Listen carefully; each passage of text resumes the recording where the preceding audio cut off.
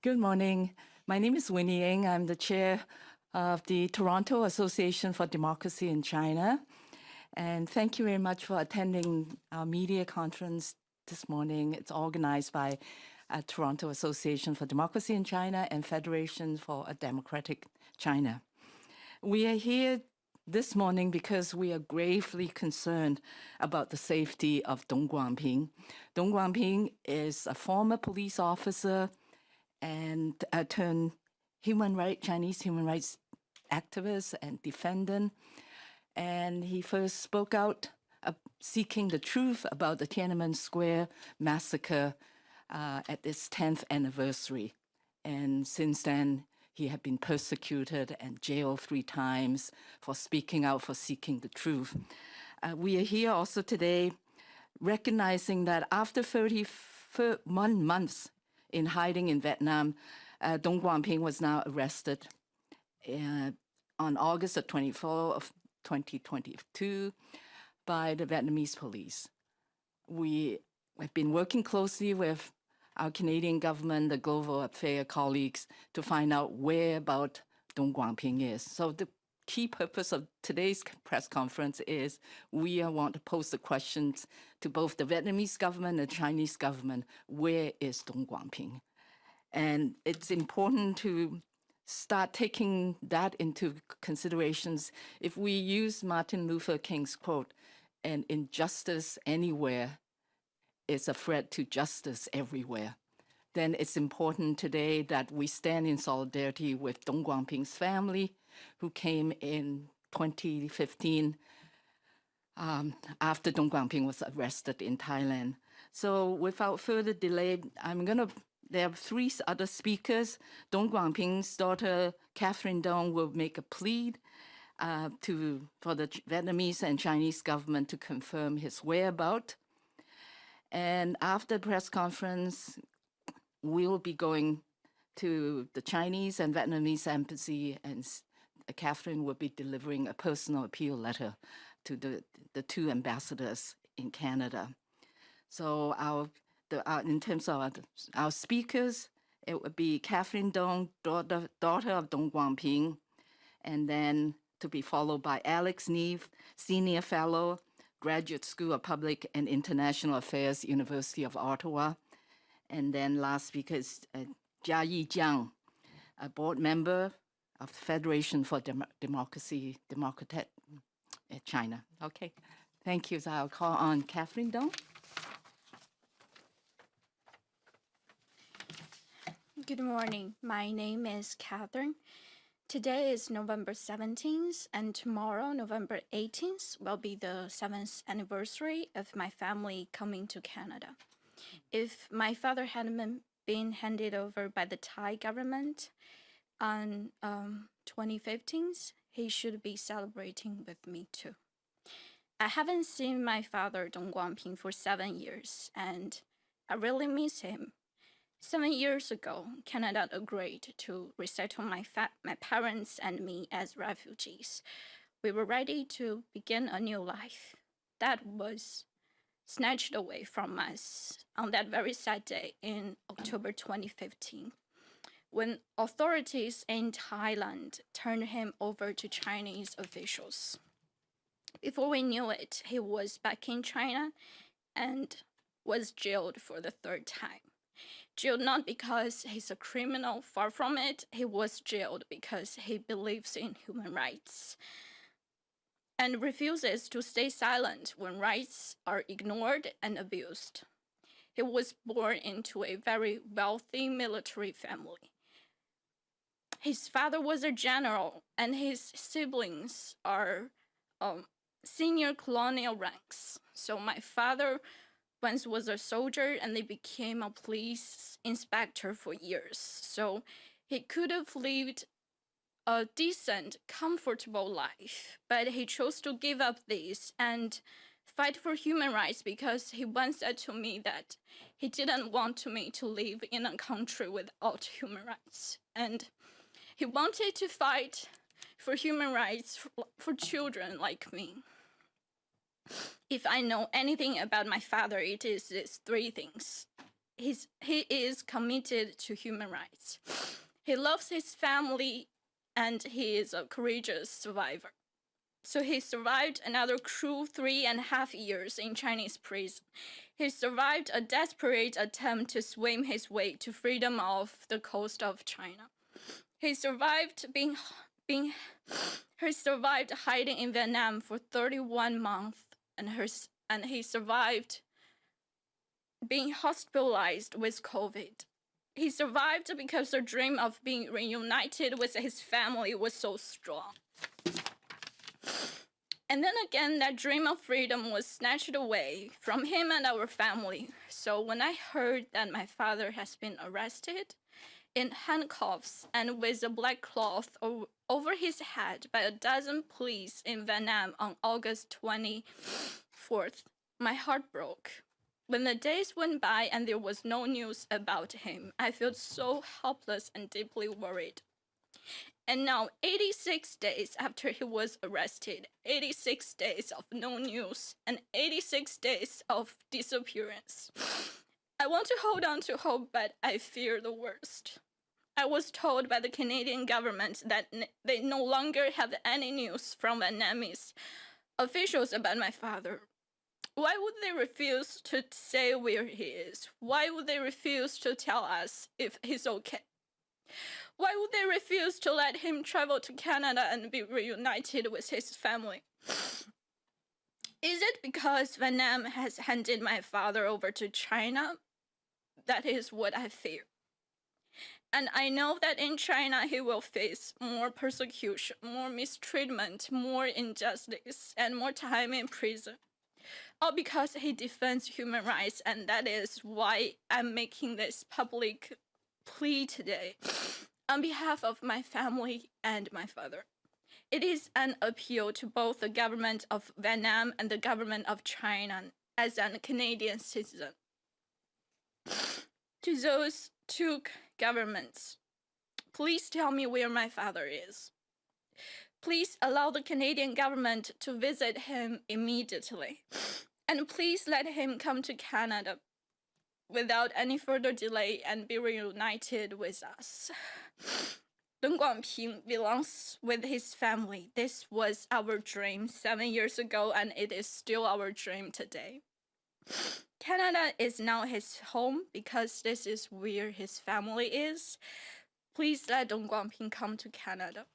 Thank you.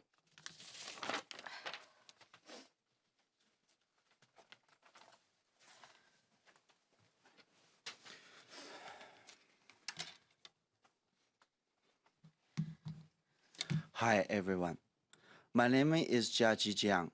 I'm a member of the Federation for Democratic China. Today, I came here to support Katharine.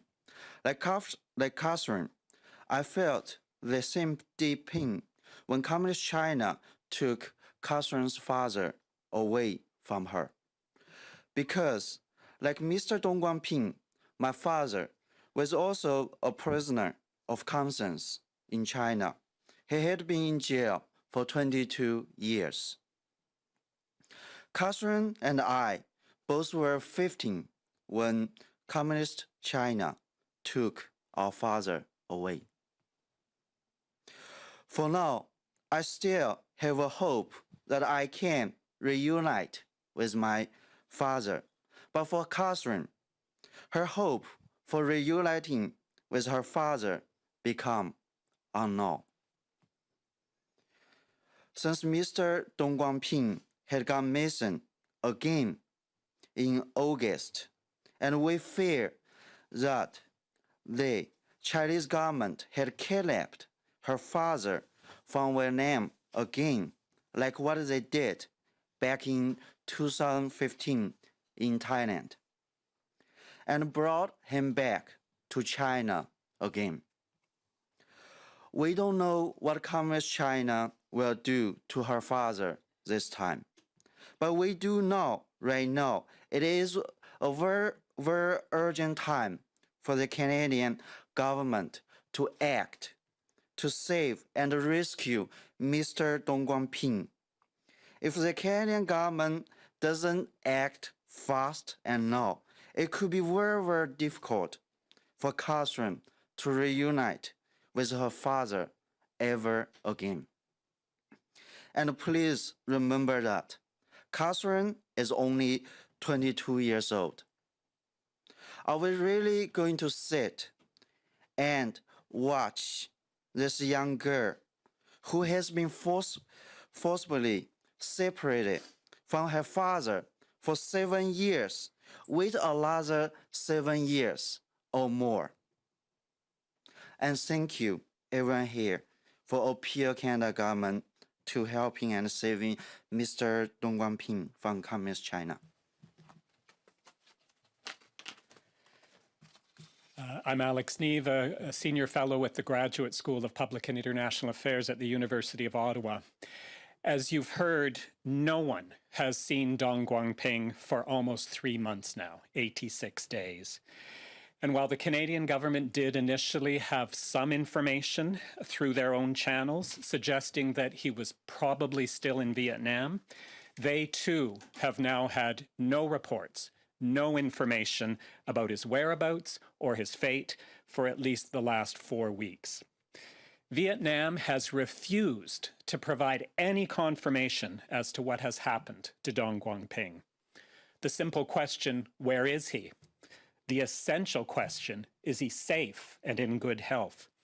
Is he still in Vietnam?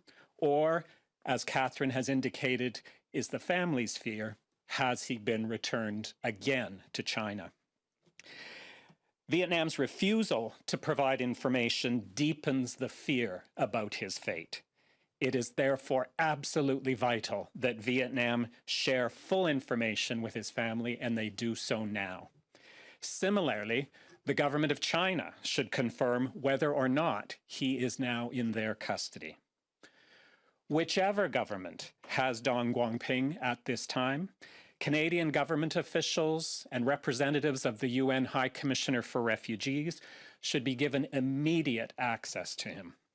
He should be released from detention immediately, and he should be allowed to travel to Canada finally, 7 years after that was the initial plan, so that he can at long last be reunited with his family here. Dong Guangping's passionate belief in human rights and his deep love for his family has taken him far, and it has helped him survive tremendous persecution and hardship. Now is the time for justice. Now is the time for him to be allowed to be with his family here in their new home in Canada. Thank you. Those are our comments, and we'd certainly be ready to take any questions. We will start with questions in the room, and for those online, you may use the raise hand function. We'll get to you shortly. First question in the room. Jim Bronskill, the Canadian Press. Whoever would like to field this one. What can Canada do in this context, if anything, to assist the family? I think we've been very heartened to see a strong response from the Canadian government. It is our understanding that it is being raised regularly at senior levels of exchange right now, including, it's our understanding, both the Prime Minister and Minister Jiaji have raised it forcefully in a number of exchanges while they've both been in Southeast Asia over the last several days. We don't know the outcome of those exchanges. I think that's encouraging for all of us. It's certainly encouraging for the family. And I think it's vital that that continues. This needs to be lodged at the highest levels of exchange between Canada and both Vietnam and China. It's obviously a slight, to say the least, that Vietnam at this point in time is refusing to provide any information to the Canadian government as to his whereabouts. We have a relationship with Vietnam, an important relationship, a trading relationship, a bilateral relationship. It is not okay and is quite a diplomatic slap that Canada is being treated this way by Vietnam. So that pressure needs to be sustained. As well, Canada should be recruiting as many other governments as possible to assist in that pressure on both Vietnam and China. Just a supplement. We'll also be initiating a letter writing campaign encouraging Canadians from all backgrounds to write to the Vietnamese government and the Chinese government, pushing on the whereabouts of Dong Guangping and ask for his release to be rejoined with the family. I have a question for Alex and for Katharine. Alex, if you wouldn't mind, first, I was just wondering what you thought of the similarities between Mr. Dong Guangping's situation and another Uyghur Canadian detained in China, Mr. Shalil. Can you draw parallels between that? Are they similar, and do you have similar concerns at all? I think Hussein Shalil's case is a very foreboding reminder to us of what's at stake here. Similarly, he was in a neighboring country. He was in Uzbekistan back in 2006 when he was arrested by Uzbeki officials, and he too was summarily deported back to China. And of course, now 16 years later, he remains behind bars, and Canada has no access to him. So I think that's a very chilling illustration of what's at stake here. And we know that's not an exceptional occurrence. Obviously, this happened to Dong Guangping himself back in 2015 when he was summarily arrested and deported back to China from Thailand. There are other cases throughout Southeast Asia, another case with strong Canadian connections, the case of Dr. Wang Benjiang, who was abducted and returned from Vietnam also to China over 20 years ago, and he remains behind bars. So I think those cases highlight to us that there's a great deal at stake here. This is not just a diplomatic disagreement. The fate, the well-being, and potentially the liberty of a man for many years to come is at stake, and that's why it's so critical that Canada continue to give this top attention. Do you have a sense of how many Canadians or how many Chinese human rights defenders with Canadian ties are currently imprisoned in China right now? I don't have that information. We certainly know it's been a concern in the past. I think one of the realities is it's often very difficult to get clear statistics. But certainly, I think Canadians know. We had, of course, the illustration of the two Michaels as well, a different context, but similarly, China punitively using detention powers to violate human rights is a common occurrence. And these kinds of cases illustrate to us that it's not just happening halfway across the world. These cases have echoes back here in Canada as well. Dominating this. Katharine, would you mind answering a question about what your life has been like without your father? You came in 2015, you were a teenager. When you haven't seen him for that length of time, how do you keep in touch with him, and how do you and your mother maintain hope? So I came here to Canada on 2015 when I was 15 years old. I went to high school and graduated here. I became a Canadian citizen this July. I shared everything to my father, and he was so proud of me. And when he knew that I've become a Canadian citizen, he was so relieved, and he saw that he would come to here very soon. So we were having such strong hope that he should reunited with us this year, but this tragedy happens, and because there were so many human rights fighters living in East Asian countries, and all of their families holding such huge hope that they will be reunited. So I wanted, as a Canadian citizen, I want my country, my government to be strong, to be tough, to support families like us, and to rescue our fathers, our relatives. Thank you. Hi, next question from here. to Alex, please, or anyone else who may know more about this. Prime Minister have been in South Asia during the week, and you said that you've been in touch with the senior officials. Has this case been a conversation point, do you think? Are you aware of that?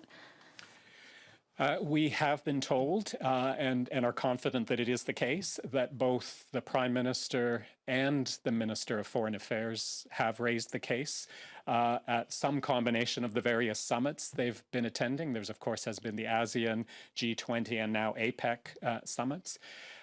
We don't have details as to what that included. We don't know if it was Vietnamese and Chinese officials that were approached. It's our understanding that it was both governments. We are told that it was forceful, and I think that's very encouraging to hear. So that's very important that that has happened. This was an incredible opportunity to have those many gatherings in just a few short days involving senior representatives of both Vietnam and China. And it's now our hope and expectation that that's going to continue. There's clearly going to be a need for a longer-term strategy here with respect to both Vietnam and China. And Canada needs to make it absolutely clear at a minimum to both of those countries that no answers is not acceptable. That at a minimum, Canada demands and needs answers to that very simple question, where is he? And can you maybe tell us a bit more about your exchanges with the embassies here as well, other than the planned conversation that Katharine is going to have with them? Well, this will be our first opportunity for the family to have exchanges with either the Vietnamese or Chinese embassies.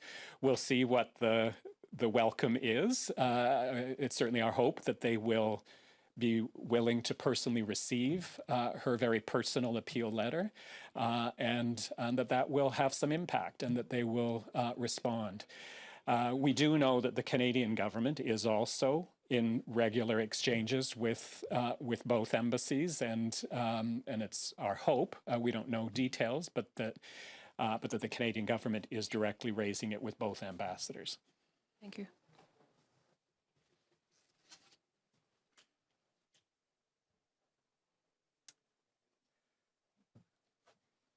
All right. Well, thank you. If that's I don't have any other questions online, but if there's any other questions in the room, we can do that now. All right. Well, thank you, everyone, for being with us today. And certainly, if there's any interest in follow-up interviews or questions, we are all available. Thank you.